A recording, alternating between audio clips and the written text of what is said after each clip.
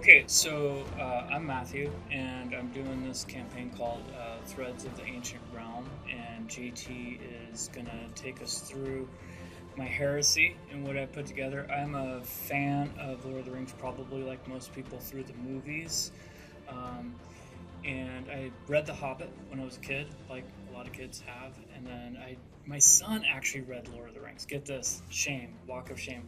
My son read the Lord of the Rings when he was very young because he wanted to watch the movies. I said, "Hey, you have to read the books before you can see it." I hadn't read the books yet, but I got to watch the movies as dads get to just have that privilege.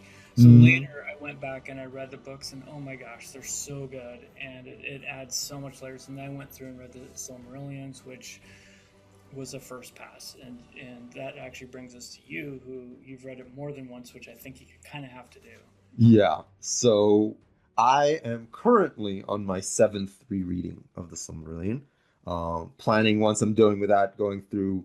I finally completed my collection of the full history of Middle Earth. So that's next on the thing. So all 12 volumes.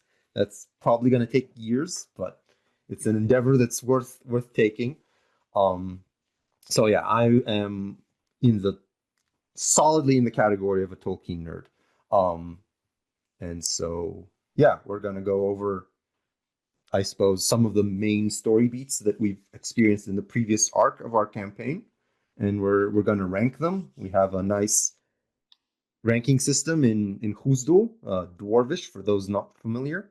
And we'll rate them with one being the best and five being the worst. And we'll, as of right now, spoiler alert, there are no fives in any of the beats that we had in the first arc. So off to a good start. That's great. Yeah, and for me, you being an aficionado or Tolkien nerd, I would say I'm probably in the category of fan.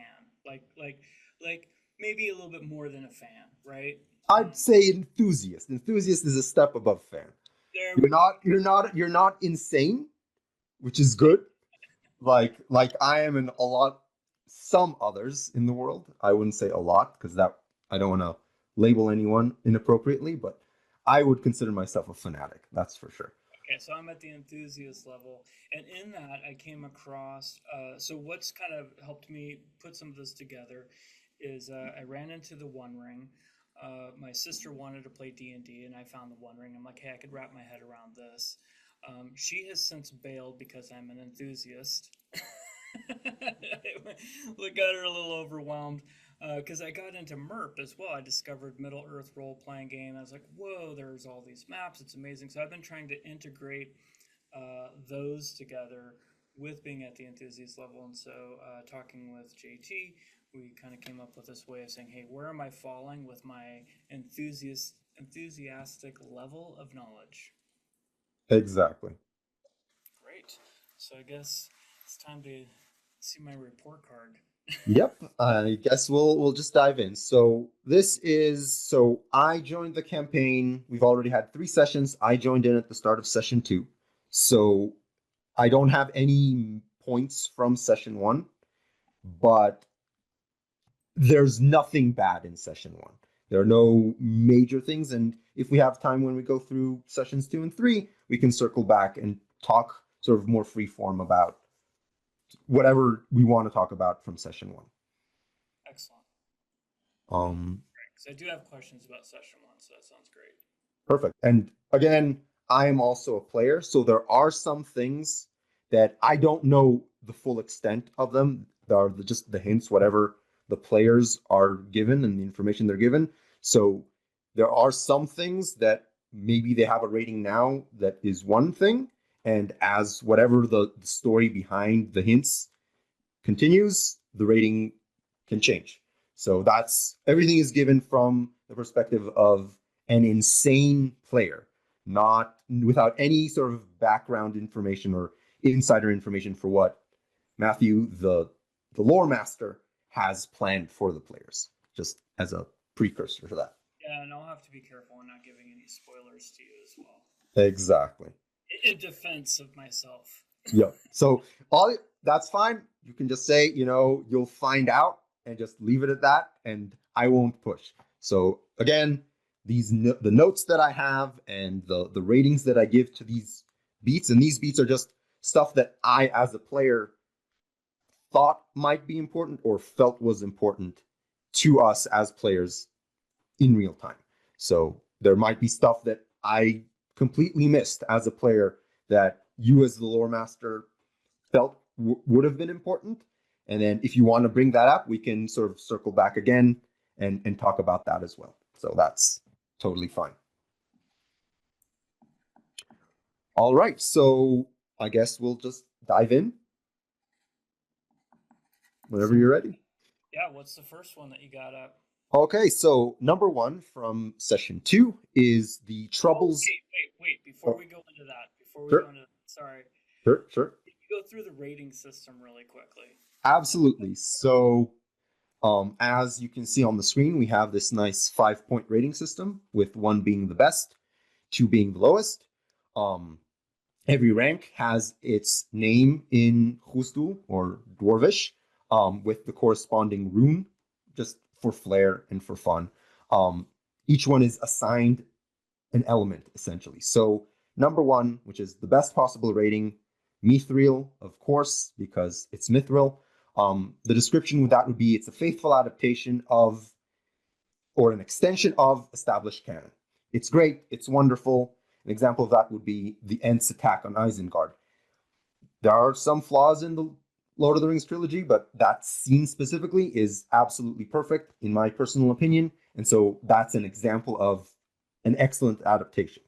Number 2, stone, because dwarves admire and appreciate good stonework, is repurposing canon. It doesn't necessarily have to be exactly where it is and how you're using it, but it fits and it's cohesive. An example of that would be the Battle of Azanulbazar in The Hobbit. It was taken completely out of context. You weren't given historical context in the movies, but it was well done. I'd give it a 90. It's an A minus as far as, a grade. Then we go down to rank 3, which is mud, which is a non-canonical invention that could lead to problems down the line. An example of that is in the Lord of the Rings trilogy movies. Arwen in the Fellowship of the Ring, she comes, she rescues Frodo, all that stuff. That's not in the books. It's supposed to be Glorfindel. Glorfindel, if you read the Silmarillion, is a very important character with a lot of history. And in the movies, because they cut out other things, it wasn't that big of a deal. But depending on the context, it can cause issues. Next, we go down to 4, which is rubbish, which is a pointless addition that doesn't add anything to the story and can only cause problems because it has, further down the line, causes issues. Good example of that is Azog, again, in the Hobbit movie. Why? There's no point to him. Azog was supposed to be 200 years earlier, and in The Hobbit, it's supposed to be Bolg, which is Azog's son or successor, which not only is it dumb to bring Azog into The Hobbit, but you're losing on potential plot points because Azog, the real Azog, killed Thorin's grandfather. And so why wouldn't that would give motivation to then have Thorin pitted against the successor of Azog. And then rank 5, the worst of the worst. Literally, the description is casted into the fire. The definition, the element is orc dung. Examples is Galadriel dating Sauron or elf dwarf love triangles from The Hobbit. It's just no. Just don't do it. And that's the ranking we're going with, and we're aiming for, you said, I think you're aiming for a 2.5, right? That's where you wanna be in that category, 2.5 or lower.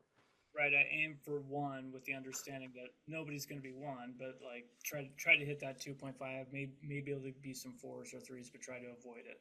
Yep. So we're not as right now. There are no 5s.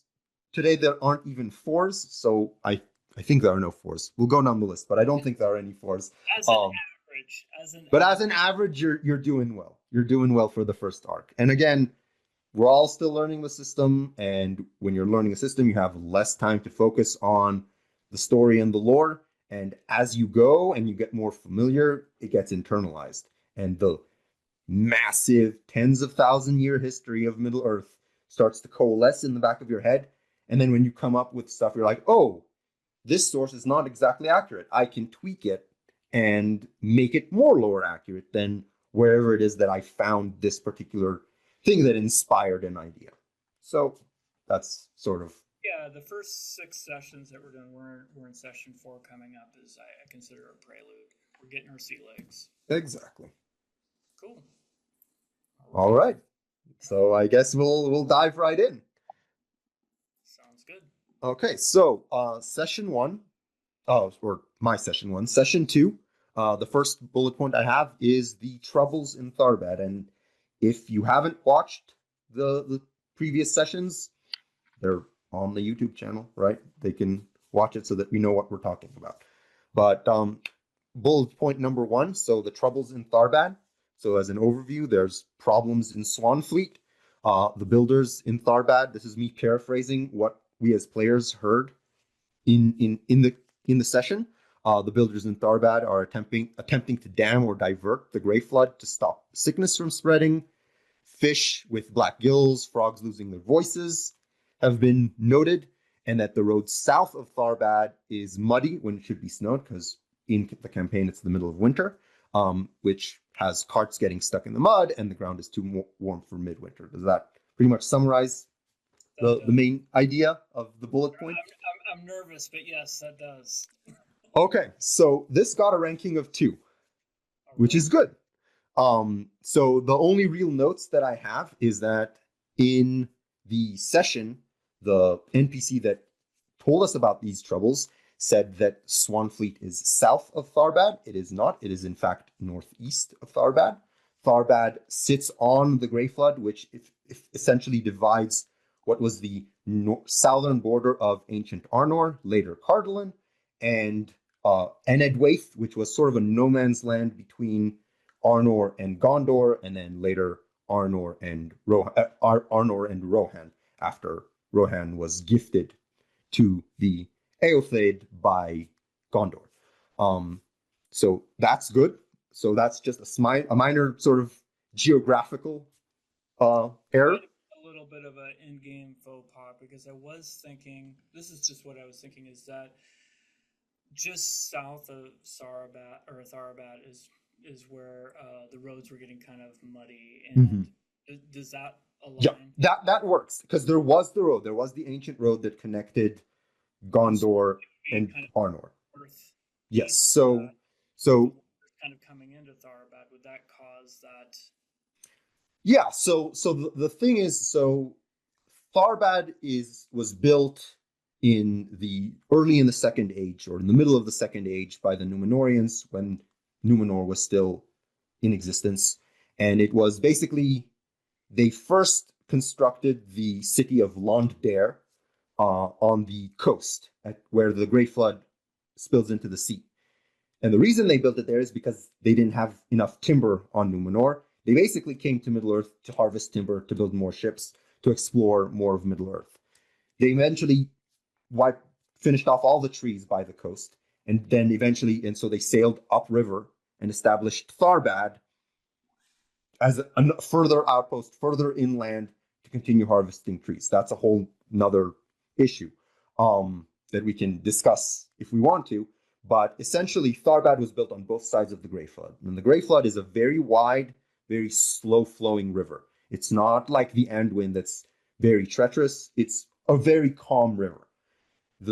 After Tharbad, the river turns north. It flows generally east to west. And then after Tharbad, it turns north and is fed by the Loudwater and the Horwell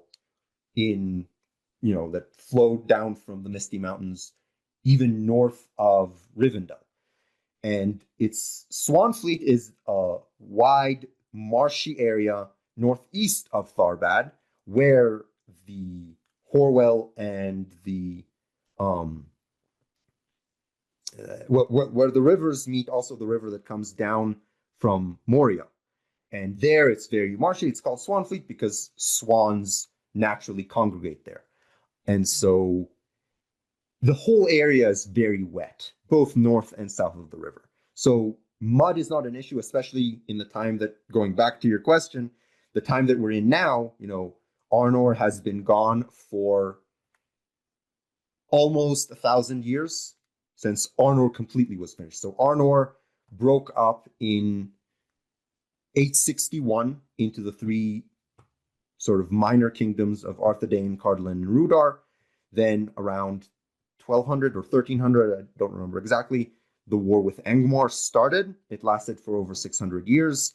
1974 of the Third Age is when Angmar finally wiped out the last remnants of Arthedain.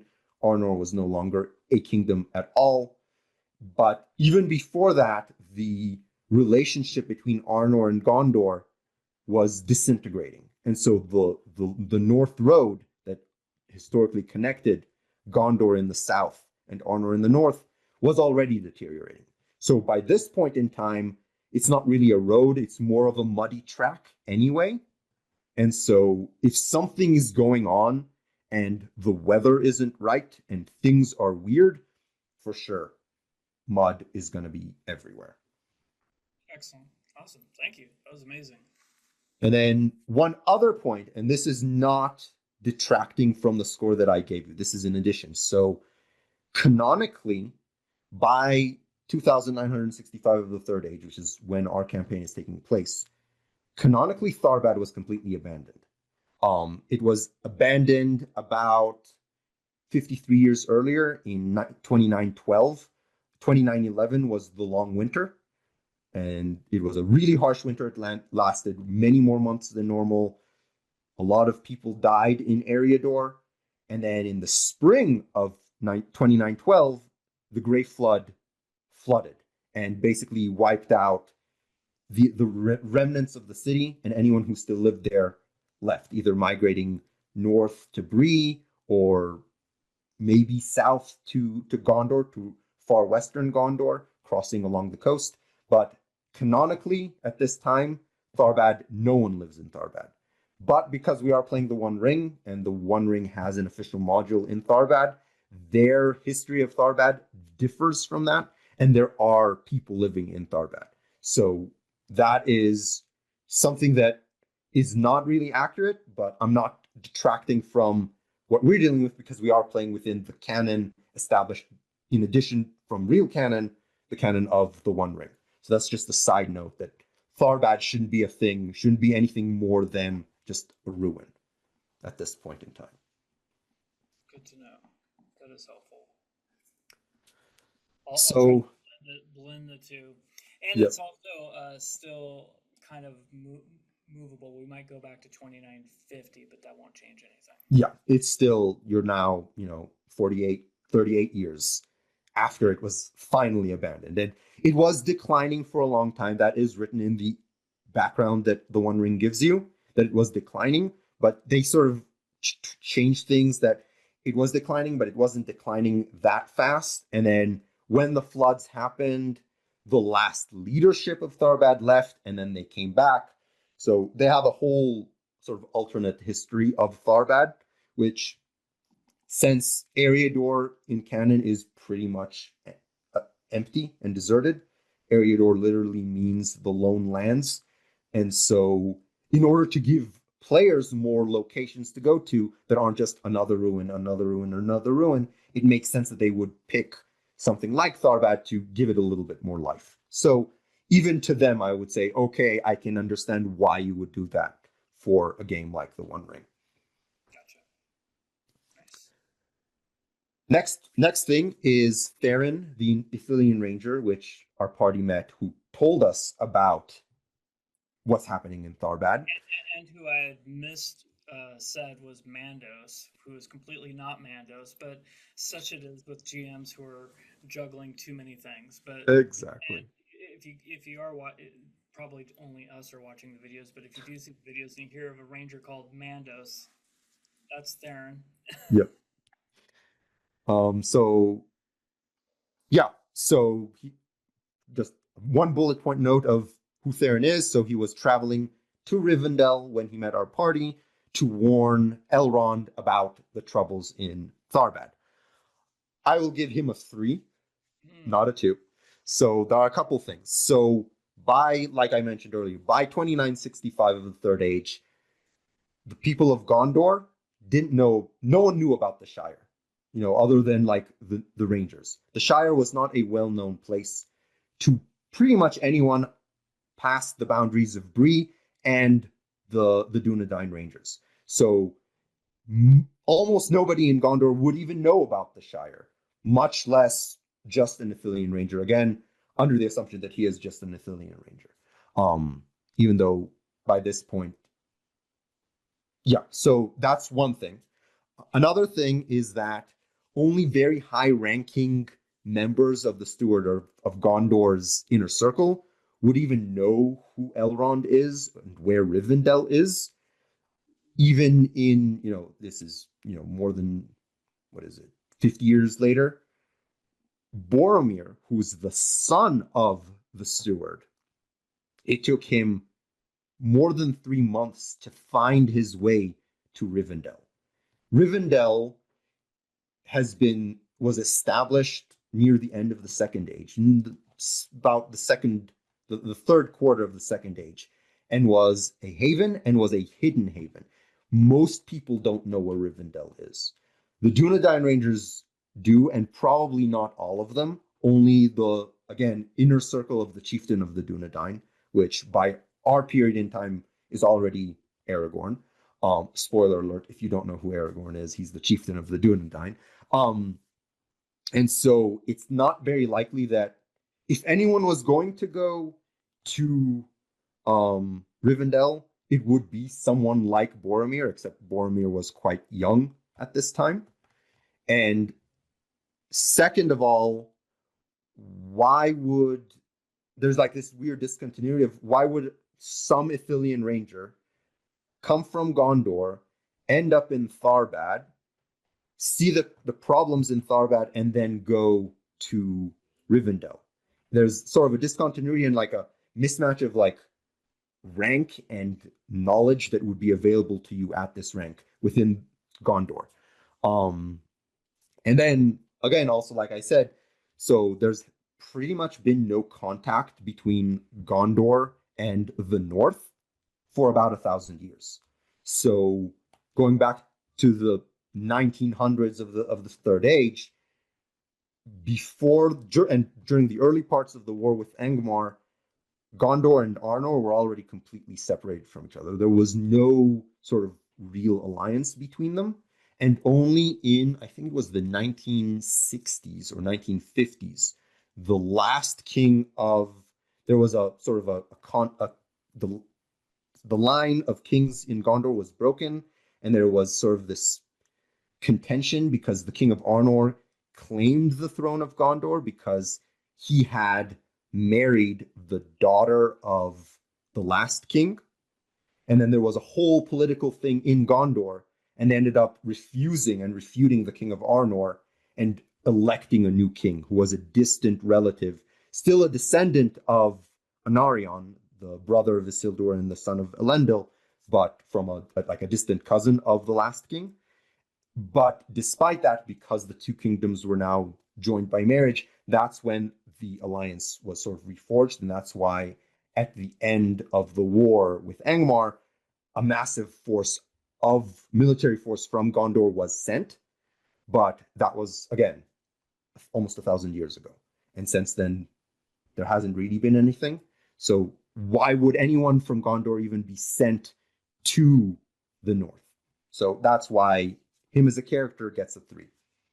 Yeah, I can definitely see that now. I think when I wrote him in one, the distance hadn't fully sunk in of just how massive this area is, and two, I did not know about that, right? Like, hey, this would be high.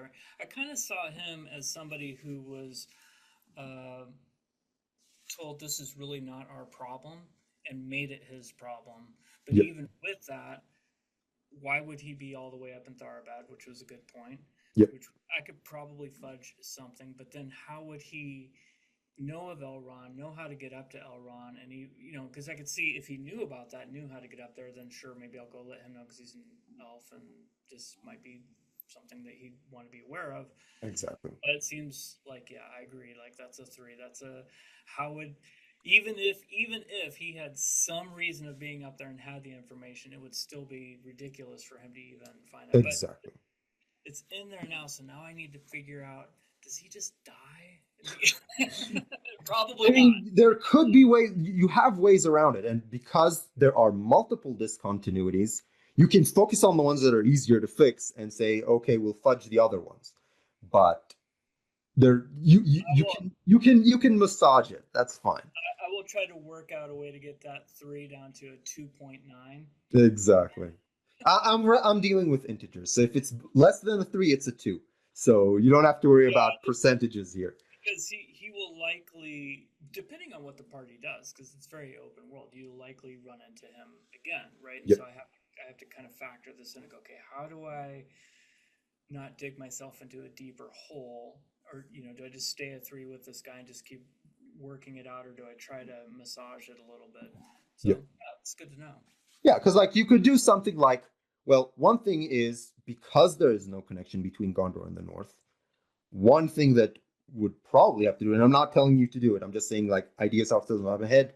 If he did this, not being the son of the steward, he would most likely be effectively a deserter because he would have broken his orders, leaving his post in Ithilien to go, gallivanting off in the north when there's no political or military reason for it in this point in time. He would have been marked as a deserter from the Gondorian army. Like, there's no way without direct leave, and maybe you can come up with a story of why he was picked. I don't know as a player, but you basically can say either he was sent on a special mission and that's why he knows the stuff he knows, and then you have to come up with a really good reason why him. I think I've got it. I think I've got something that'll bring him into a two. Two, Excellent. almost a two. Excellent. Okay, so I'm gonna shut up now. That's what I had Well, about him. I want to tell you so you'll be so like, yeah, that kind of works. Yep. But I'm gonna We'll have another episode of this after like, after we run into him again. Baron's now at 7. He's way off the charts bad. I doubt it. I doubt it. The way this stuff works is once you know what your rank is, you can't get any worse. You can't say, "Oh, well, yeah, I have this farmstead, and it's an elf married to a dwarf, and they have an adopted hobbit child." You can't make it worse than that when you know that that's bad, right? So right. I doubt that that it can get at any point can get worse than whatever rank it's been given.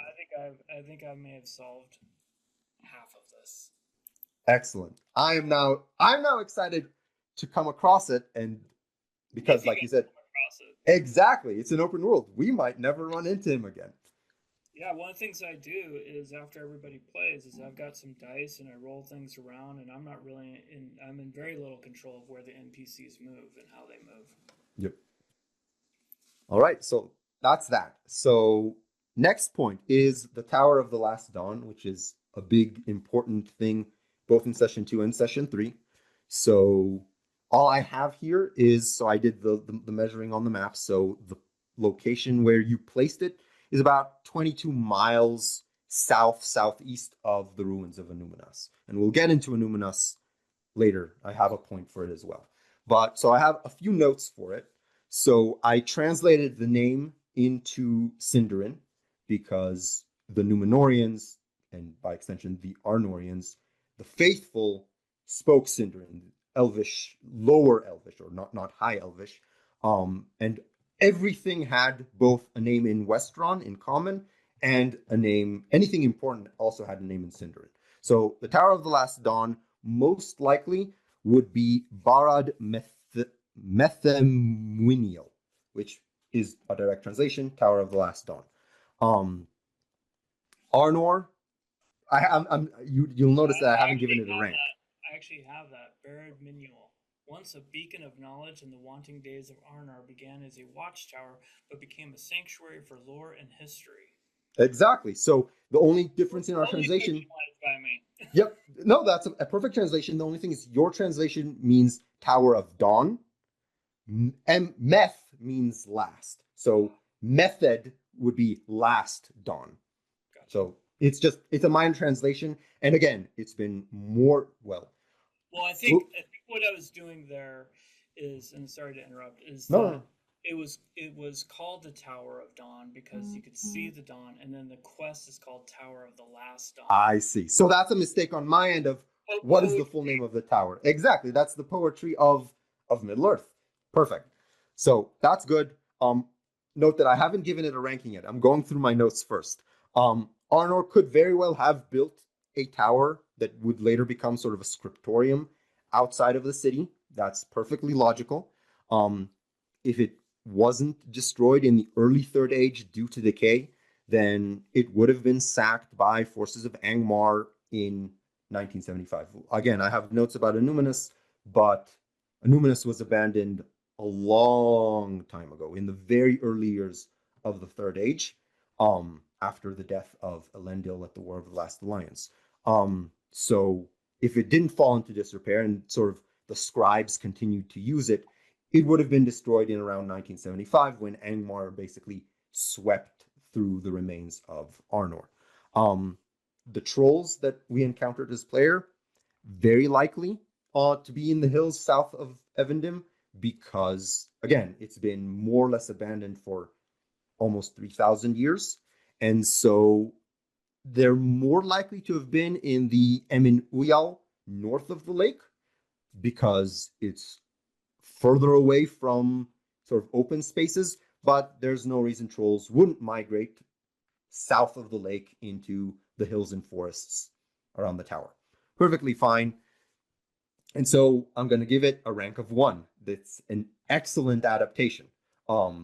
It's not there, it's not on the maps, but if it's a ruin, and, again, thousands of years have passed, things get lost, why wouldn't there be a tower south of Evendim on a road at, the crest of a row of hills? It makes logical sense architecturally, geographically, militarily, from when it would have been built. So that's a 1. That's definitely a 1. In my thought process too, is that it was originally a watchtower, and then they were in a time of peace, and figured they didn't need the watchtower anymore. They turned it into a scriptorium, having a potential foresight of having their historical artifacts copied, if you will, to be able to keep them safe. Yep. Yeah. Rather than in case anything ever happened, they'd have it removed. Exactly. And again, we need to remember we're dealing a lot with the Third Age, but Arnor was established in the 3200s of the Second Age. That's when Numenor fell. Elendil and his sons escaped with the faithful to Middle Earth and established Gondor and Arnor. So the tower, if when Annuminus was built, which there's no actual date for when Annuminus was built, but it would have been in the 3200s of the Second Age, because it was the original capital of Arnor. That's where Elendil ruled Arnor from. So within that span, even between when Arnor was founded and the War of the Last Alliance, which is when things started to go bad because Elendil was killed, you're still looking at about 250 years, which for elves might not be a long time. For Numenorians, that's even at that time when the Numenorians were still full-blooded, that's still a full lifespan of a Numenorian. So that's perfectly logical. And if it was built after that, you still have a couple centuries between even when Annuminus was abandoned. So, and again, we'll get into Annuminus later. All I'm taking away from this is 1 is possible. It is. Which also means a 5 is possible. But okay. It is, but less likely, because when you know how bad a 5 is, there are very few things that can actually lead you to a 5. So I think you'll be fine. We'll see. Okay, next one is, I don't have a huge amount of notes. We did discuss this offline, so we saw the trolls. We as players went into the crypt, and we found some books. So we have the 3 books that we found there. We talked about it a little bit offline.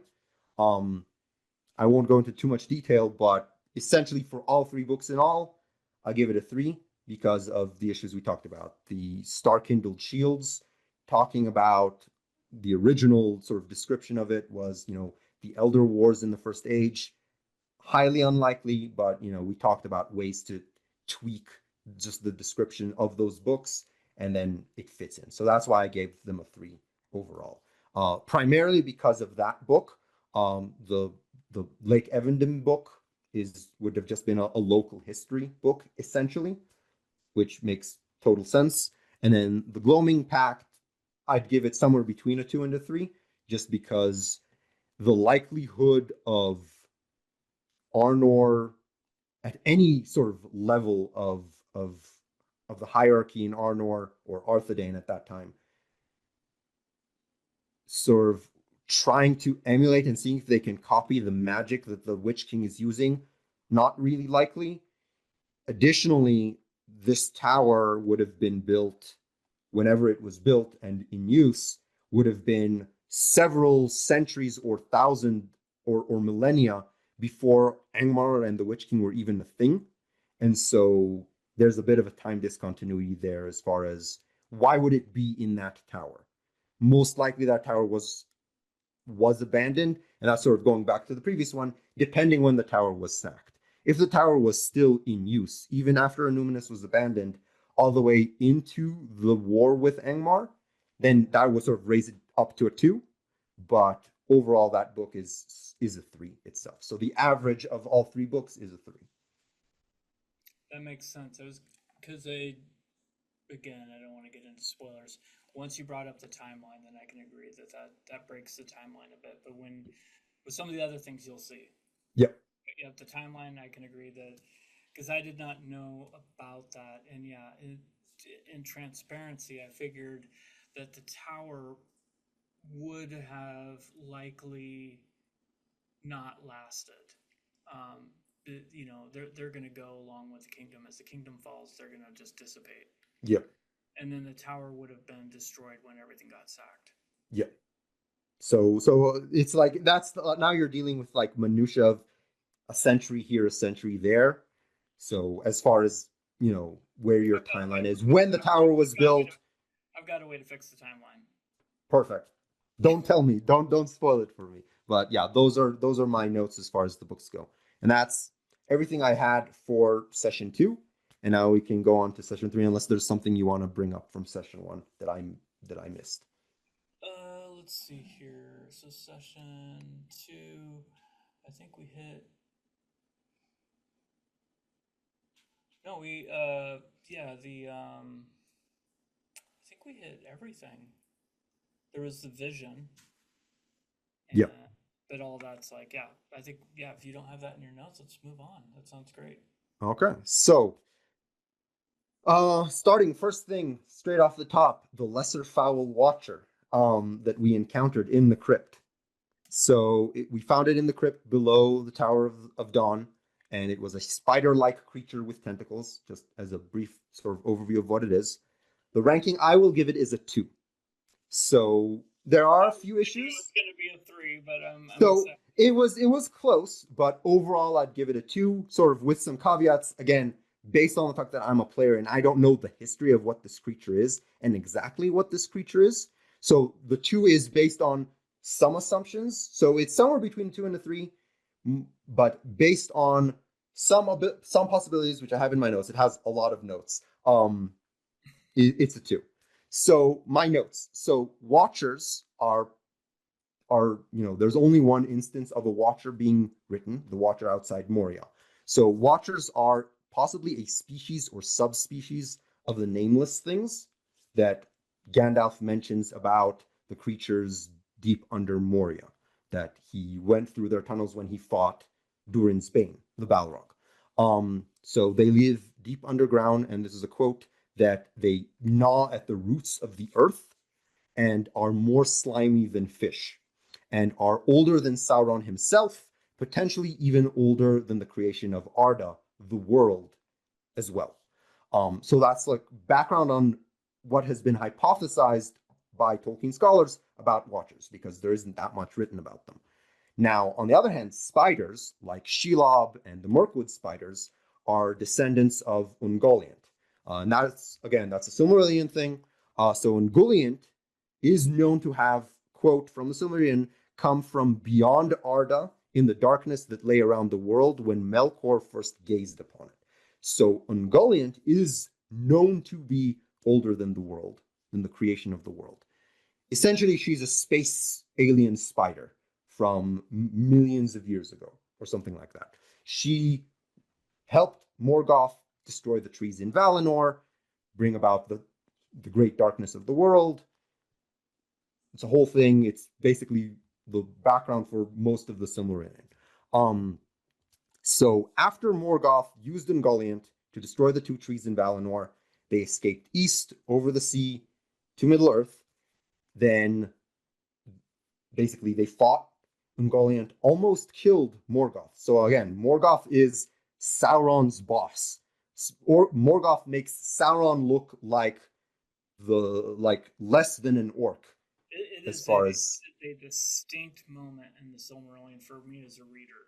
yeah. And so they fought. She almost defeated Morgoth, but Morgoth let out a cry, and his host of Balrogs, which technically Sauron is a Balrog. So again, sort of as a tangent, Sauron and Durin's Bane are essentially brothers or cousins. They're the same sort of rank or class of species. They were all Maiar that were corrupted by Morgoth before the First Age. So Morgoth fought with Ungoliant.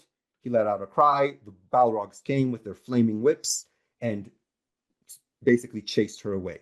She settled in the mountains in Beleriand, which is west of Eriador, no longer exists where we are now, was destroyed at the end of the First Age, and she inhabited the mountains there, the Ered Gorgoroth, the Mountains of Terror, and she produced offspring there. Shelob is a direct offspring of Ungoliant. Shelob is way more terrifying in the books than she is in the movies.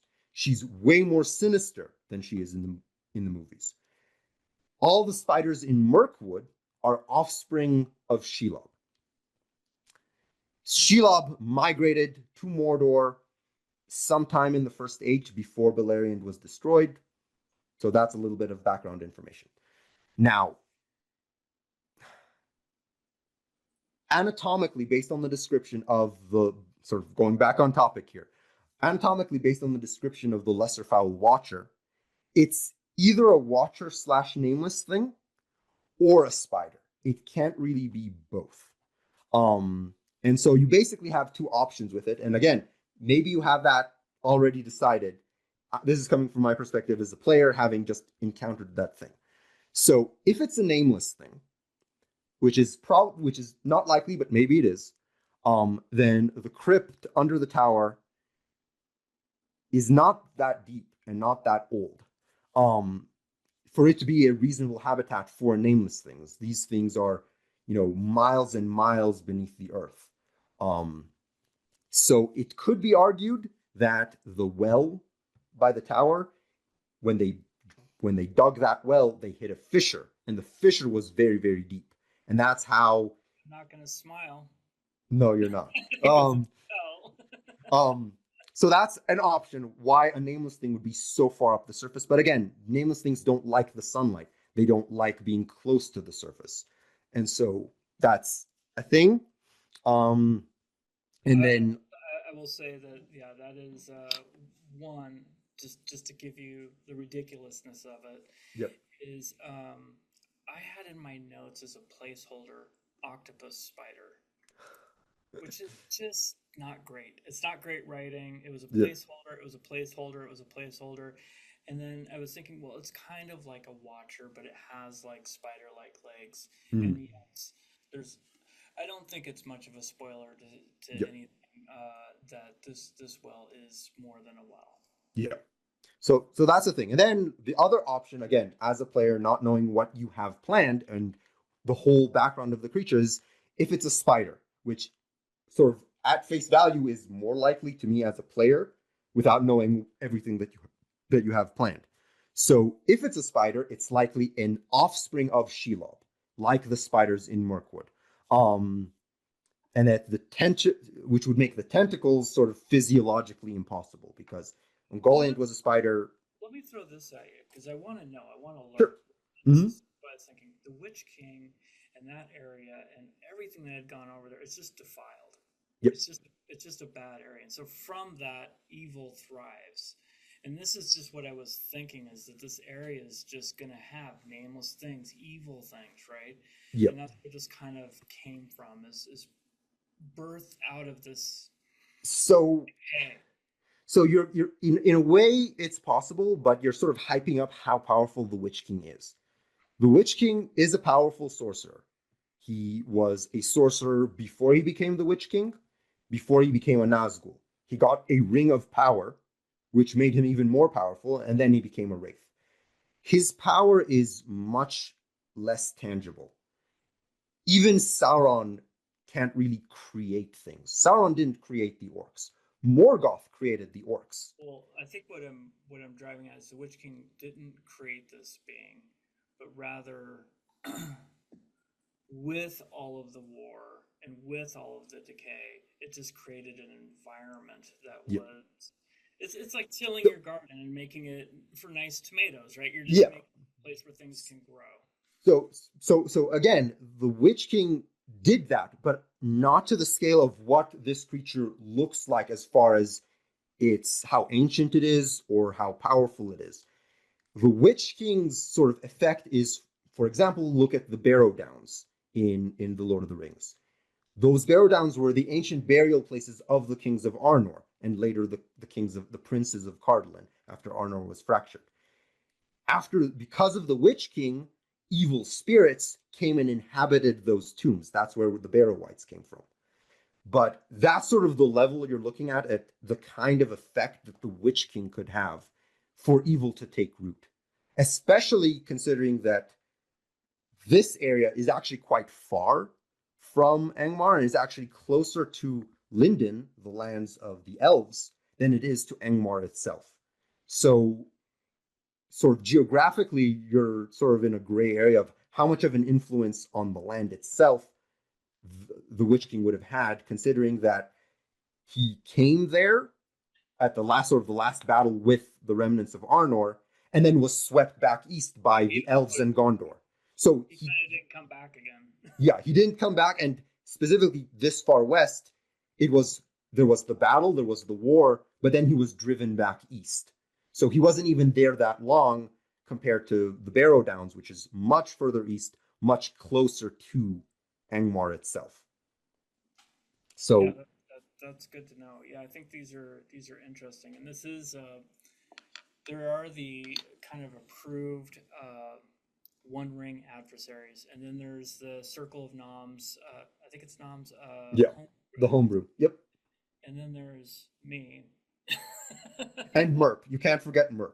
Oh, Merp. Well, Merp. Okay, so this is where I kind of get a little like, and this is to me. Creating this was a little high fantasy, right? But I wanted something that, there was like I think 3 or 4 different avenues after the first quest that people could have done, and I wanted that big open of something really interesting happening before it went into the heavy low fantasy.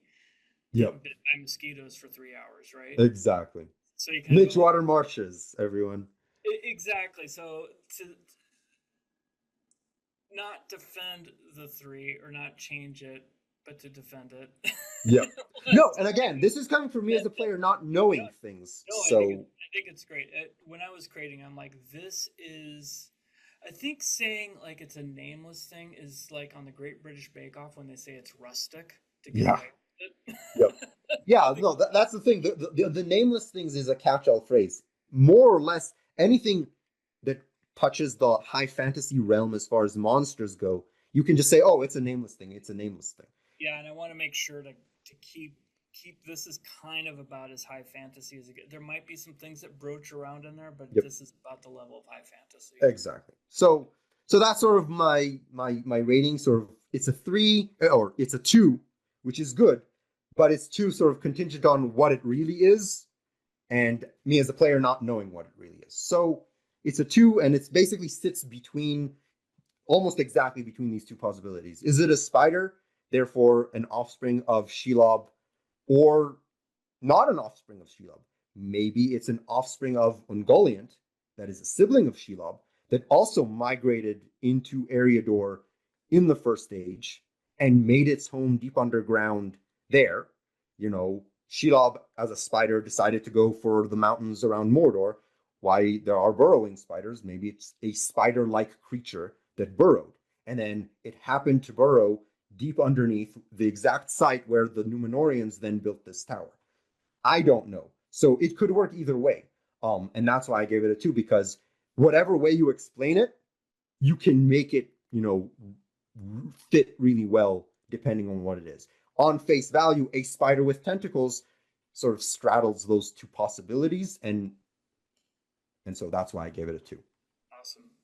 Thank you. Yeah, that is helpful, and I'll have to sort that out in case you guys ever run into it again. Who knows? Maybe we will.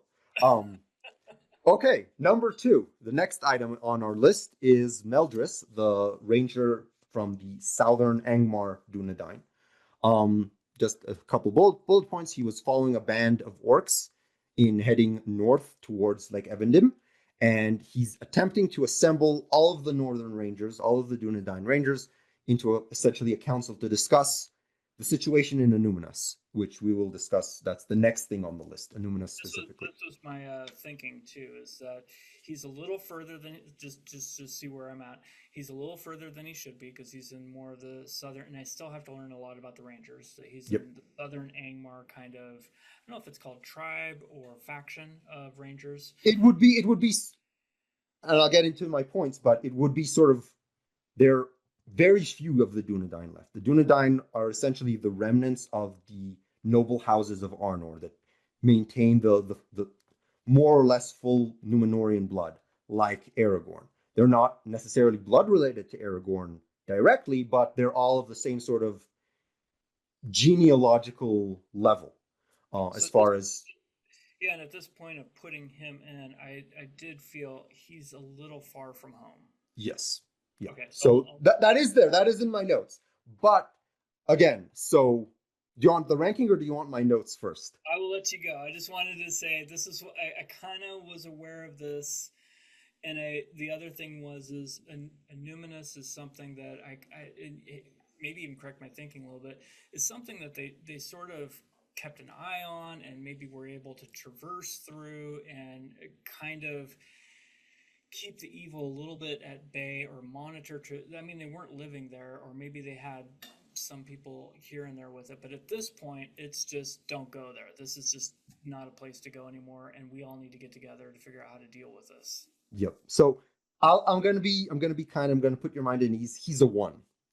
So despite being far from home, he's a 1. So my notes here. So the Rangers, and I've actually seen some pretty heated discussions about this on the One Ring Discord and in a couple other places. The Rangers is a misnomer that's given to the Dunedain by the Bree folk.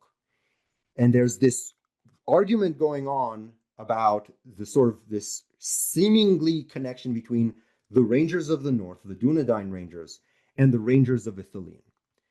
The Rangers of Ithilien is a military unit. It's like the Army Rangers in the US military. It's a military unit within the Gondorian military hierarchy. I looked at the Rangers of the North as almost kind of like the Minutemen, where they're kind of doing guerrilla tactics to just kind of keep, and also monitoring the situation and just trying to keep things at bay and not being a singular target. Exactly. So, but the thing is, so you have the Rangers of Ithilien. The Rangers of the North, they don't call themselves the Rangers. The people of Bree call them Rangers because the people of Bree are historically not descendant of Numenor. The people of Bree are descendants of the men of Eriador who were there before the Numenorians came. And they're, genetically distinct, they're culturally distinct, And they have not a lot of care for history.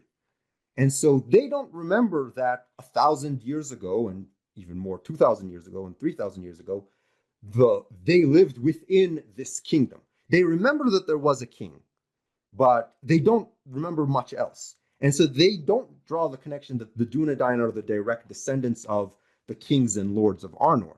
And so they call them the Rangers, but the Rangers of the North are not a military unit. They're what the Bree folk call these people.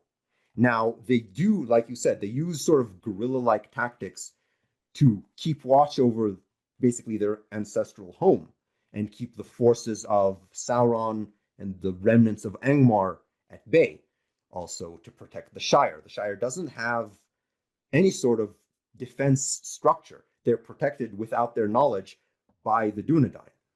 So not a lot is written, sort of going back to sort of the whole issue of what are the Southern Angmar Rangers.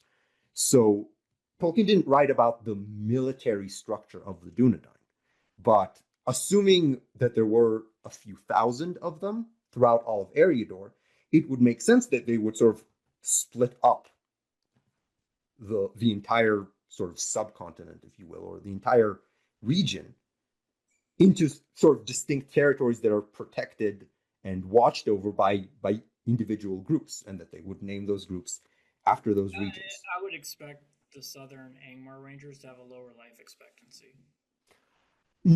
Not necessarily. The thing is, sorry for being funny, but it's like that seems like that would be the badass level of ranger. So all of the Rangers are badass, bottom line. But yeah, it makes sense. So they could have been sort of organized into districts or sectors. So you would have things like Southern Angmar, which would be, Angmar is all the way to the east and north. It's like the northeastern corner, touching the northern tip of the Misty Mountains. Those would, like you said, have the shortest life expectancy because that's the area where the Witch King really was. That would be the area that would still be sort of the most cursed. There would still be more orcs there than pretty much anywhere else in Eriador. Then you would have other places like the North Downs, the South Downs. Numinous would probably be a sector that would be guarded by a unit or a group. Fornost, which we'll get into, the last capital of Arthedain, and Arnor. The Bree folk call it Dead Man's Dyke because the Witch King put a heavy curse on that place, and like is said in the Fellowship of the Ring, only the Rangers go there. What they do there, it's not written, but you can extrapolate what they do there. So, sort of a side note on this, so in the early 2900s of the Third Age, so a little bit before where we are now, the de facto capital of the Dunedain, because after Fornost was destroyed and Arnor was finally destroyed, the son of the last king of Arnor became the first chieftain of the Dunedain in 1975.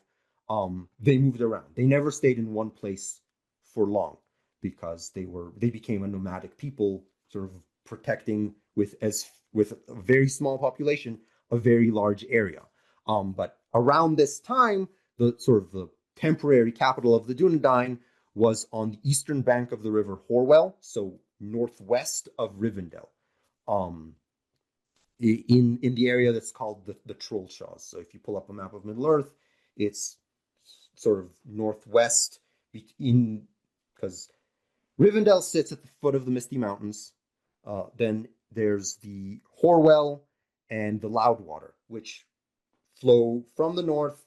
Eventually they meet, forming what's called the Angle, and then they flow south. They turn into the Grey Flood much further south. So basically, the capital of the Dunedain was somewhere between the Horwell and the Loudwater, sort of relatively close to Rivendell. Ironically, that area was the Kingdom of Rudar, one of the petty successor kingdoms of Arnor that fell first and was a vassal of Angmar. So sort of the southern Angmar Rangers would have been just north of the capital. So they're like kind of like the home guard in a way, in that the capital is very close to the most cursed area, and so they are both the most in danger, but also have the most to protect. So going back to this particular ranger trying to assemble all the different factions, or not factions, because, or, sectors, it makes sense because he would be coming from the area closest to effectively the capital. And then assuming that there are these different distinct groups and territories, yeah, like I said, they're the closest to what would be the quote-unquote capital. So it makes sense. And that's why I gave him a 1, because there's a lot that you can work with because there isn't a lot written. So it's good. So that's why I gave him a 1. Moving on to Annuminus, also a 1. So we didn't actually go to Annuminus, but from what we talked about Annuminus and extrapolating from what Meldris said, you have a lot of room to make it a 1. I mean, we left the area, so it didn't sort of develop into anything, but what we did get as players and as the characters is a 1. So he wants to discuss the worsened conditions, and that the Rangers are trying to hold a council among themselves to discuss what to do in Annuminus. Now, Annuminus was like I said, was the original capital of Arnor, built by Elendil, and in the 3200s of the Second Age. It was abandoned. There's no exact date given. Probably around 250 of the Third Age. So this would have been probably, I'd have to double check, but probably Isildur's grandson. So Isildur's only surviving son, his youngest son, survived the War of the Last Alliance in Rivendell. He became effectively the king of Arnor because after Elendil died, Isildur, being the older brother, took on the crown of Arnor, and the descendants of his brother Anarion took the kingship of Gondor. As we all know, Isildur didn't make it to Arnor. He was attacked by orcs, tried to escape. The ring betrayed him. He died in the Gladden Fields on the Anduin, because his plan was to take the faster, more dangerous route north along the Anduin and then cross the Misty Mountains into Rivendell, instead of taking the long route through what is now Rohan, it wasn't Rohan then, and take the long way around. And that's where he got attacked, and that the rest is history. His last surviving son, his youngest son, was, I think, a child still, stayed in Rivendell during the war. He became the king of Arnor. So because there's no exact date, it was probably his son, so the grandson of Isildur, that was king when Annuminus was abandoned. Again, not a lot is given of information why Annuminus was abandoned. It just was. So Annuminus was. I impute that it is just, with all of the wars and everything going on, it was probably too much, because it had been several waves, right? Yep. So just dispersed, and maybe too much rubble. Hey, we're probably going to be attacked again, and this to me made me think of this is why they probably dispersed into these sects. So again, we're talking about a huge span of time here. So assuming we're taking this sort of average year of when it was abandoned as 250, the Witch King didn't appear for another 1,000 years. So for the first 1,300 years after the destruction of Sauron, things were more or less peaceful everywhere. People didn't really know about the ring. It was thought to have been, whoever knew about it assumed it was, washed down the Anduin into the sea. And other than sort of, roving bands of random orcs, it was pretty much, we defeated Sauron. That's a big deal. And so there is no sort of conflict-based reason of why they would abandon Annuminus that was written. They moved to Fornost Erain, which means northern fortress of the kings, which is east of Annuminus, sort of more central. So maybe there's more of an administrative thing, we're not as great and powerful as our ancestors were, even though it's only been 2 or 3 generations. It's the next best thing. Why even go back? Exactly. So there's a lot of room to work with because not a lot was written. So Well, you also have, maybe it had to do a little bit with the trade route, right? Because you've got the East Road and you've got the Greenway. Yep. That's Which was then called the Great North Road, because it's called the Greenway because it's overgrown with grass. But back then it was a major artery. right, and Numinous is sort of hooked off over to the side over here. Exactly, in a hilly country by a lake. So again, like exactly, it could have been, administrative, it could have been for trade reasons. There's no reason given, and which again gives you a lot of room to play with. So it was moved in around 250, let's say 250, which gives it another 611 years of unified Arnor with the capital removed. So the assumption is most likely that for those first 600 years, there would have still been a population that stayed in Annúminas, including the Tower of Dawn. And so it became sort of an auxiliary city of the north.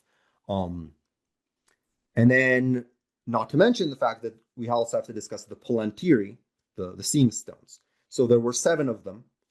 One of them in Osgiliath, one of them in Minas Anor, which later became Minas Tirith, one of them in Minas Ithil, which became Minas Morgul. So those are 3 in Gondor. And they were not all the same. A lot of people draw them all as being the same size. They weren't all the same. The Osgiliath stone was probably 3 feet in diameter. It needed 8 men to carry it. It was an enormous stone. Then there was the Orthanc stone in Isengard, which was basically the boundary between the midpoint between Gondor and Arnor. And then in Arnor, you had the Annúminas stone in the original capital, and you had the Amon Sul stone, Weathertop. And then there was the 7th stone, which was stored in the Tower Hills. Now, we all know what the Palantir can do. They can basically, they're zoom on in a stone rock. They allow you to communicate with whoever else has those stones, and it allows you to see some things beyond normal sight. The last stone, the stone that was stored in the Tower Hills, was different from the other ones. It couldn't talk to the other stones. It only faced west to Valinor, and the elves used it to see Valinor, and Elendil used it to see Valinor. But lesser men can't use it to see Valinor, and if they try to, it can harm them, or they just don't see anything. And even worse, if they try to bend the stone to their will to see things in Middle Earth, it could destroy their mind, and it could destroy the stone. So, going back to Annúminas, even when Annúminas was abandoned, the Palantir stayed there. And the Palantir stayed there until the end of Arnor, because during the wars with Angmar, Amon Sul was sacked by the Witch King in, I think, 1409, if I remember the date correctly, because he wanted that stone. But the king of Arnor at the time managed to escape or rescue that stone and took that stone to Fornost. And then in 1974, when Fornost finally fell, Arvedui, the last king of Arthedain, escaped with the Amon Sul stone, escaped the forces of Angmar to Annúminas, took the Annúminas stone, and then he escaped to the Blue Mountains, and from there to the far north. And then the elves sent a ship, and then he got on the ship, and the ship, there was a storm, probably created by the Witch King, and the ship drowned. The last king of Arnor drowned, and the 2 Palantiri drowned. So up until 1974, there would have been at least a sizable civilian and for sure military presence in Annúminas protecting that Palantir. 1,000 years later, like the Gondorians, the Dunedain are probably quite historically oriented and sentimental, and would continue to protect Annúminas, which would make sense that if things are getting worse, they would need to hold a council and discuss what is going on in Annúminas, and do we just abandon it for good? There's nothing left for us there. The Palantir is gone. All the most important relics are gone. Why? Or not. That's up to you as the lore master. But from everything that we as players were told, there would be a sentimental or maybe other reasons for the Dunedain to discuss what to do about Annúminas. So that's a very long-winded way of saying it all works. Excellent. Yeah, I appreciate that. And yeah, I think that that was one that I was a little concerned about because it is an important landmark. Yep. It's an And important. if you guys ever go in there, we'll see if that one sticks. Exactly. And again, so you have a lot of things have been sort of conjectured about Annuminas. So some people have said that there always was a group of Dunedain Rangers stationed in Annuminas. They called themselves, according to some, the Wardens of Annuminas, because they guarded the city because there was a ceremonial tomb for Elendil. Elendil was buried in Minas Anor. His body was taken after the end of the War of the Last Alliance and buried in Minas Anor, Minas Tirith. Where I just poker face everything. Yep. So there could be all kinds of reasons. We know that the Gondorians are very historically oriented. They, even in the movies, they care more about the tombs of their dead than their own living sons. There's this sense of always looking back into history. And so the Dunedain of the North are more practical because they don't actually have a kingdom to maintain. But it stands to reason that they would have these strong ties to their historical sites. And in addition to protecting the general population of Eriador, they would protect their most important places of their own personal histories. So there's a lot of room to play with as far as Annuminas goes, unless you say, the hobbits have an outpost there. So just, They have a Starbucks. Yeah, there's a Starbucks and there's a strip mall down by and there's a beach and all that stuff. So Wizard and a dragon and some fairies. Exactly. I mean, a dragon probably. We don't know what's going on in the far north. That's where most of the dragons are. So maybe a dragon could make its way to them. But now we're just conjecture. That's one of the things that I do know is, and this is something to help correct things or understand things. Smaug was the last great dragon. He wasn't the last dragon. Correct. And there is this sort of classification system that's not really very strict, which is there are dragons, but there are also drakes, and there are also worms. And what the exact distinction is, are they all synonyms for the same sort of class? And even within that, Smaug was the last great dragon, but worms couldn't fly because there was the gray worm, right? Exactly, Glaurung. Well, there's Glaurung, but wasn't there the one that was? This was the most terrifying one, I think, that was up in the Gray Mountains and was blind. I'll have to. Yeah, I don't. Not off the top of my head. I'm not. Dragons are there's so much there. I'm not an expert on everything. I'm not an expert on anything, but no spoilers that there's a bunch of dragons or anything. I'm looking at it. I got notes all over the place. But again, dragons, like all things, the dragons that Morgoth created in the First Age make Smaug look like an earthworm. There were dragons and Calagon the Black. I think I saw like the scale, even their size. Yeah. And Calagon the Black was enormous. Mm-hmm. And so, you're talking about names and, a dragon or a worm that would have been fought by the elves, by the Noldor in the First Age, and a worm in the Third Age. Same name, but is it really the same creature anymore? How much they've diminished over the millennia. So, but again, we're digressing. We didn't encounter a dragon. We're not there yet. An octopus spider. Exactly. Only the octopus spider.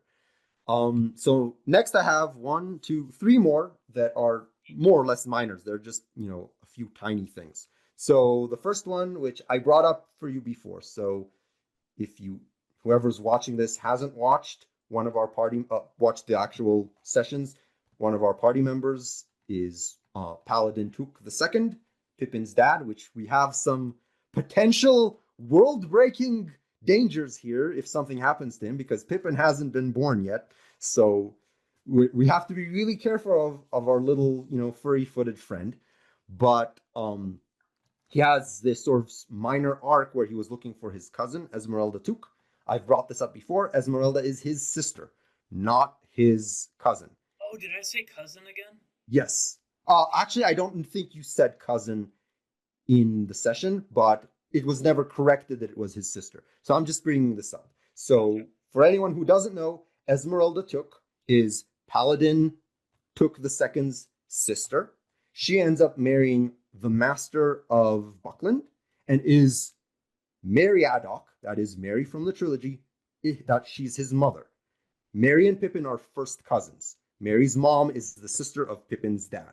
So in session 1, which I wasn't a part of, and that's why it's just a minor point that I'm bringing up, it was mentioned that she's his cousin. She's not his cousin. She's his sister. So I just wanted to bring that up. You're absolutely right. This is one of those areas where balancing, because I'm a new GM, so that's a new thing for me. And then the One Ring rules, I was going off of the Kickstarter book, which I realized later there's 3 books, and that's why there's so many different, learning the rules, learning the system, learning the GMing thing, learning all of that, and then learning the technical back end.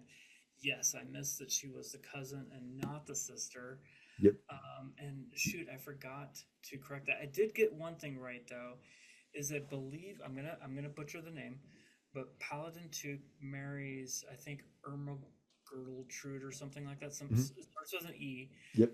I was gonna have her show up, not to railroad or shoehorn Paladin into just leading the quiet life so he doesn't die, because we can't have Paladin die, but to kind of give that opportunity of like, oh, here's your. But they don't get married for like 20 years from where exactly. So it's like, okay, I just cut her and didn't bring her in. Probably for the best, but yeah, I just wanted to set the record straight. Esmeralda Took is Paladin Took's sister.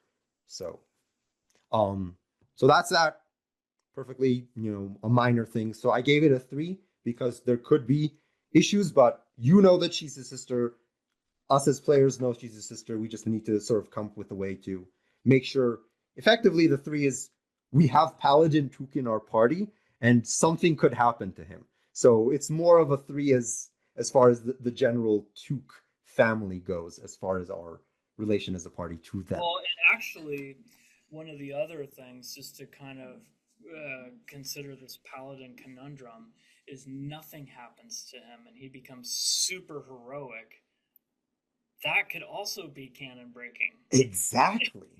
Exactly. It's a really slippery slope when you, in this format of a free-form role-playing game, where you take actual canonical characters that maybe themselves are not that important, but have been written exactly where they fall and who they're connected to.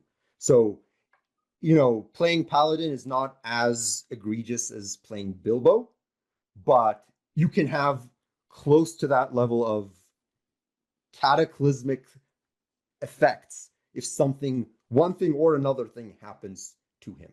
So yes, yeah, absolutely. So that's just something that I brought up. Next is the White Pilgrim, which is a rumor that we heard. So now we're getting into real rumor territory because us as a party didn't pursue that much, but it got my alarm bells ringing. So we were told that it's a man dressed all in white, a big person traveling through the Shire that looks like a sickly wedding guest. And he's been seen traveling on the Old North Road in the Shire, which we came down the North Road and we didn't encounter him. So we missed him or something happened. So this is now full conjecture, me as a player not knowing anything other than this rumor. My big question, all in bold, all in caps, Saruman, 3 question marks. So that could work because during this period of time, so after the events of The Hobbit, Saruman started to grow jealous. And this was written, he started to grow jealous of Gandalf's relationship with the hobbits, and the Shire in general. And he started to send spies into the Shire and started to see, like, why is Gandalf, who he had more or less this sort of contempt / major jealousy issue with, which we can go into at another time. This is, again, Silmarillion type lore of before they became the Astari, the wizards. All of a sudden, Gandalf is spending time in the Shire. He's visiting Bilbo again and again. It's recorded, The Hobbit takes place in 2941. There is a noted visit of Gandalf and Balin of Bilbo in 2949, and probably multiple visits after that, in the intervening years, 16 years to where we are now, Saruman started to get suspicious. He started to get jealous. What is going on with Gandalf? And so he started to send spies to the Shire and to Bree, especially in the South Farthing, which not a lot of is explored, but that's where the pipeweed that Merry and Pippin found in Isengard, it came from the South Farthing because that's where pipeweed grows. So there is already this interest of Saruman in the Shire, and so there's no reason he wouldn't have traveled to himself. That's it. I gave this a 1 based on my guess that it's Saruman, and this is like a hint to some story arc. But again, all we got was a rumor. We didn't follow it as players, so this is just me, making guesses here. And then last, go ahead. What? I will not confirm or deny rumors, but yep. If a rumor's crazy, then we'll talk. But at this point, wonder what that's all about. Yep. So I'm not gonna push you. I'm just saying it was something that struck me because it fits time-wise.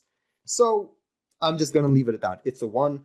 And then last, I have Eldrin, which the party did encounter in session 1, but I wasn't as a player part of session 1, so I left him for the first time that me as a player and as a character meet him. So Eldrin, he's a scholar from Bree, and is interested in the history of Eriador and Arnor, just as a broad overview. I gave him a 2 as a character. So, like I mentioned earlier, most of the Bree folk are not interested in history. The Bree language doesn't even have a word for history. There is no word history in Bree-ish, which in the Lord of the Rings, the way Tolkien writes, there are a lot of languages that are combined into sort of common. The hobbits, they don't speak common. They don't speak Westron. They have their own language that in the retelling of the story in the history that is set down as the Lord of the Rings is translated into English. So the language of the Bree folk, while similar to Hobbit-ish and the language of Westron, which is derived from the language of the Númenóreans, we don't need to get into that, doesn't have words for history or archaeology. It's words that don't exist in their language. So it's pretty rare for a straight Bree person who's always lived in Bree to be a historian in general. So yeah, the Bree folk not particularly interested in history. They didn't, like I said, they didn't even know who the Rangers really were. They just thought they were, these wild people who wander around, were interested in whatever news they brought, but generally treated them with scorn and disdain and distrust. And so if Eldrin is a historian, he would be sort of like the town eccentric. He would, everyone would be like, oh, that's crazy Eldrin. He's interested in old things. Well, there's a whole saving grace there because the way I depicted him. Exactly. And that's why I gave him a 2. So it was never stated to the players in session 1 or in session 3 by sort of any other NPC that he's crazy. You'll see, and maybe there'll be another 2 or another 3, because as we begin to explore Bree, I'm going to have to learn a lot, right? Exactly. And that's why I'm a little nervous as we go into the next session, because the more time that we spend there, the more 2s and 3s are going to pop up. Yep. The more time that we can go to Sarn forward, I might have some grace, right? Exactly. The places that there is more written in or more written about, you have less wiggle room. Whereas places that are sort of out there, not much is written about, then yeah, you can sort of say whatever.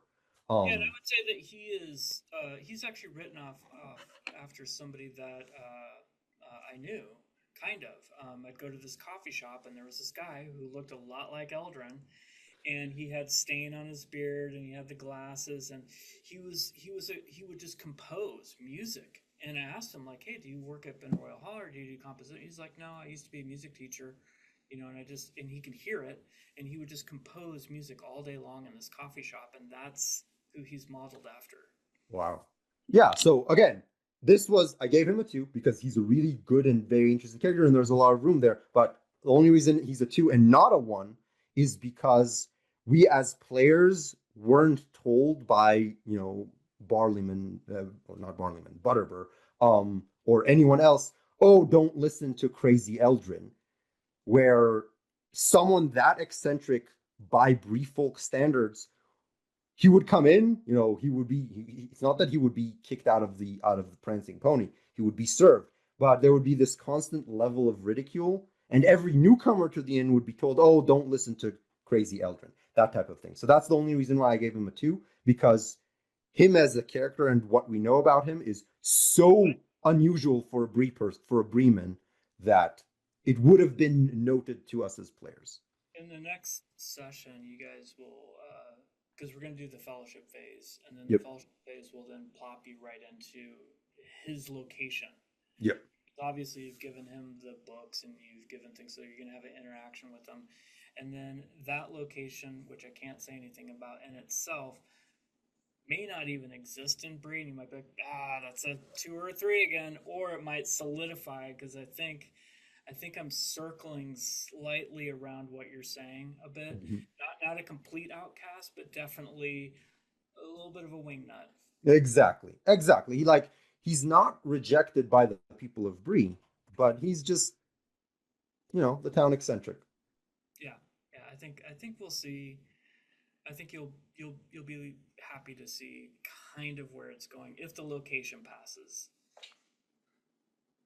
Yeah. Yep, exactly. So those are the standout things. Yep, that's the list. This is awesome, dude. I'm learning like so much, and then I'm thinking, okay, how can I work things, and how can things kind of come into play, and then some things I'm like, okay, I can't say anything, and I think it's right on. But then like Theron, definitely, I think I got a way to work him in that wasn't originally written, which I don't feel like I'm giving you a spoiler at all. Yep. Things that I had questions about, I think you answered a lot of them, but the cursed letter. Again, it depends on where it goes. We as players don't know that much, and so I'm not gonna be honest. To be honest, in game, there's a lot of different things I'm still learning to get with mechanics, and so the curse I had a little bit off.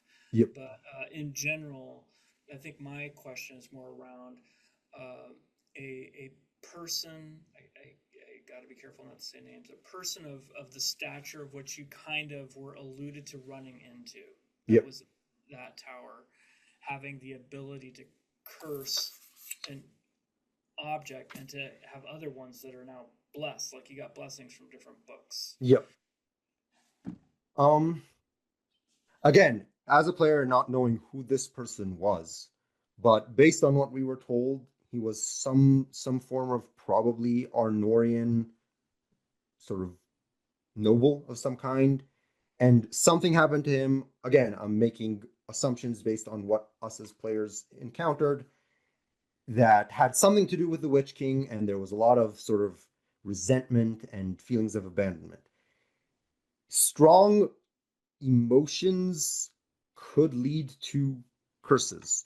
The question is, and again, I'm asking this as a player, not knowing the answer, where did the blessings in the book come from? Did they come from the same place that the curse on that piece of paper, on that letter came from?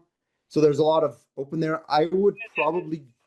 I think without giving any spoilers and looking at the letter, the bitterness and the resentment of the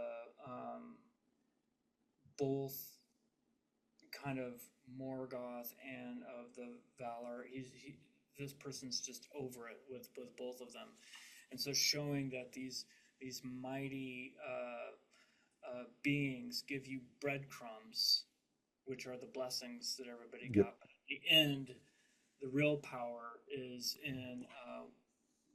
not the breadcrumbs, and so those blessings and the curse come from the same spot, but with a tone of resentment.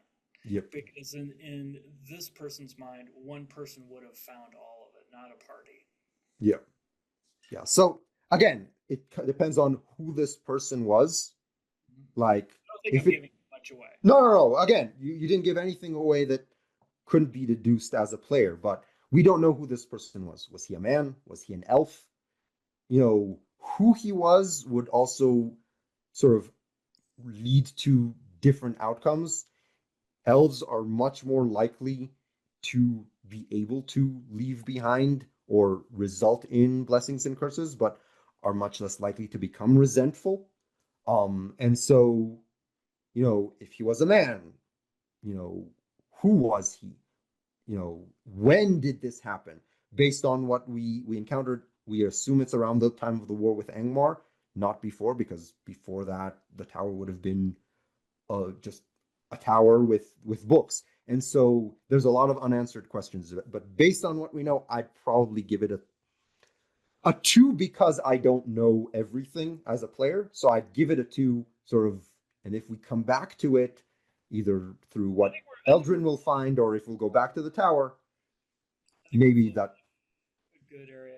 And it is really hard in the One Ring as you're looking at like wondrous items and treasures and blessings and curses and you know not everything can be the One Ring, right? It's and making sure that people have the opportunity to have fun while they're playing. Go, oh man, I discovered a glass that does this thing, while Yep. keeping it sort of grounded in lower fantasy and almost saturated in subtlety with just slight boosts. Yep. And I feel like Exactly. this letter was not a slight boost. This was kind Yeah. of a big, you know, Yeah. the big James Bond explosion at the beginning of the movie before it Yeah. settled down. Yeah. Yeah, and probably me as a player, that's kind of what threw me off. Like the books were very subtle, like the blessings that they gave. Like they reduced basically they reduced fatigue, right? If I remember correctly. They lowered our fatigue as players. One gave you an extra hope, one reduced fatigue, one fixed an endurance, and then you end up with this letter that Yep. was like it was awesome watching you guys do, and I think I'll do it again with different things, but just looking at faces of going is I think it was especially you. You're like he's screwing the rules up big time, you know, and like But that's and then watching you start to go, okay, so okay, this is exactly. not good. Exactly. So it's again, it's there's like you said, as the lore master, there's a balance you have to maintain there. But that's I'd give it a two. I'd give the books. I'd give the mechanically what we encountered there. I'd give it a two. I have not made it a secret that as a lore guide, lore master, whatever, I do not want to kill the party. I want the party to kill themselves. I want them to kill each other. I want them to tear them. But at the same time, I'm rooting for you guys, right? Exactly. Like it's that yeah. So you're kind of seeing a touch of that, of Yep. foreshadowing. Yep. The other thing that was, and do you have time for like one or two more? Yeah. I've got like another, 8-10 minutes, something like that. Oh, perfect. So yeah, these are real minor ones too, and I guess we could just end on this one, and it was like just kind of a cute one. I got the red moon, the blood moon, blood star, and the behavior of kind of the bats and the rats being around in the wintertime and behaving weird. Is Yep. those things I think are a little bit more I'm not so concerned about the vermin, but like the moon and Yep. having that obviously be some kind of an omen is definitely out there, right? Yep. I'd give that. I didn't mention it because that was in session one and I wasn't a part of session one personally.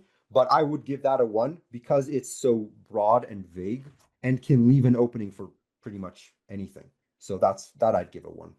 And Sure. we'll leave it on this one, and thank you for going through all this. This is freaking awesome. I think It- we'll do this at the end of each maybe arc, right? yep. Like Um, after every like when we hit a fellowship phase, we'll yeah. sit and discuss the lore of everything that we as a party encountered. So when I went into the MERP, they had the King's Inn in Bree. They didn't have the Prancing Pony, and I'm researching and I couldn't find the Prancing Pony at all. And then I'm going, where did the Prancing Pony come from? And it's like in the book, but it's not in the MERP. And I'm going, okay, I got to figure something out here. So I came up with a story that the It King's works. Inn was kind of left a sour taste in their mouth over all the years of the Witch King's invasions and their king being gone, that they're just like, we're done with the King's Inn. And I've basically turned it into sort of a farmer's market, like an indoor market kind of an area, Mm-hmm. a little flea market. And the Prancing Pony, the backstory that I gave that, uh, which I don't know, you saw the Yeah, backstory for it. We don't have to go over the back, but I'll give it a 1. I'll give it a 1 straight I thought it up. was a lot of fun. I thought it was a lot of fun. It was perfect. It makes logical sense. It's, subtle and normal because the Bree folk are just normal people. Hmm. They're just normal people, getting by in a relatively harsh place. They're quite up north. There's no organized kingdom protecting them anymore. There are wolves and things. So their lives are generally normal, until between the end of the Angmar Wars in 1974 and the events of the Fellowship of the Ring, of the War of the Ring. Not much happens there. They had, a really bad winter in 2911. But other than that, and then there was also the Great Plague, 100 years before that, I think.